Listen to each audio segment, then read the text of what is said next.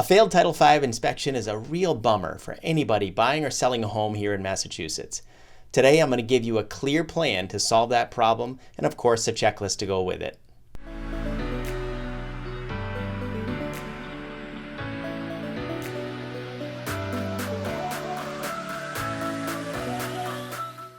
In Massachusetts, when you're selling a home to a non-immediate family member, a septic inspection called a Title V inspection with a passing score must be done on that home when it's serviced by a private septic.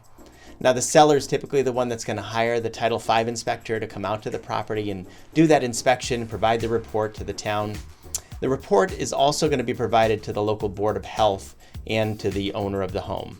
If the inspector has indicated in the report that the system has failed the inspection but it's functioning, a lender is going to want to have the repair done to that septic prior to closing in most cases.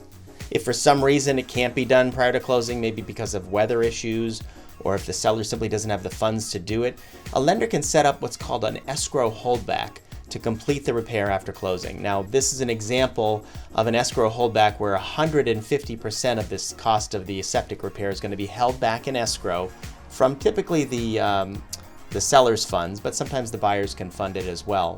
And most often this is going to be held in the renovation department's escrow account or with the closing attorney.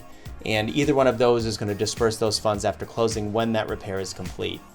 So what are the general mechanics of a holdback? I will share that with you in a second, but before we get into those steps, I wanted to make an important point that the lender is always going to look for a copy of the Title V report indicating the reason for the failure, and also it needs to indicate that the system is still functioning and that the property is habitable. The first step is for both parties of the transaction to agree in writing to repair the septic with a holdback, and so this is going to happen in the purchase and sales contract.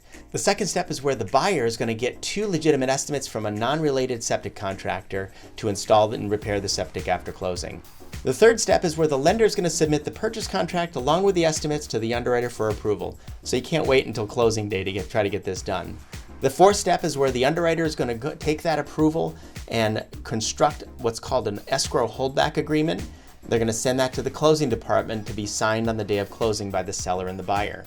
Number 5 of these steps is going to be that the buyer is going to elect which contractor they're going to use, and they're going to let the lender know about that. Step 6 is at the closing, where 150% of the cost of the repair is held back from typically the seller's funds or the buyer's funds, and it's going to be released upon the completion of the repair. In number 7, the repair is going to be done and completed and signed off by the town's health department. Typically, they'll get what's called a certificate of compliance from that, and they're going to provide that to the lender. Now, near the end of this process, step 8 is where the appraiser is going to have to be called and go back to the property, do a final inspection of the property, and provide that report to the lender. Step 9 is where the contractor is going to sign a lien waiver and provide the final invoice to the lender so they can show what the balance is due, and the lender can disperse those funds from the escrow account. In step 10 is where the buyers are going to sign a document called the buyer's release letter, indicating that they're satisfied with the completion of the project. And finally, in step 11, the lender is going to mail a check out to the contractor for payment in full of the repair.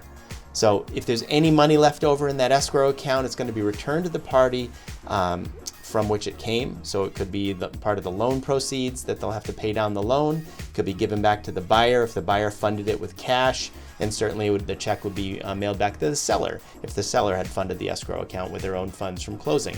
If you know me, I'm a process nut, and of course I've created a checklist out of all this. So go ahead and click the link in the description, download your copy of your escrow holdback plan, and call if I can dive deeper into the subject to help you more. Thanks and have a great day.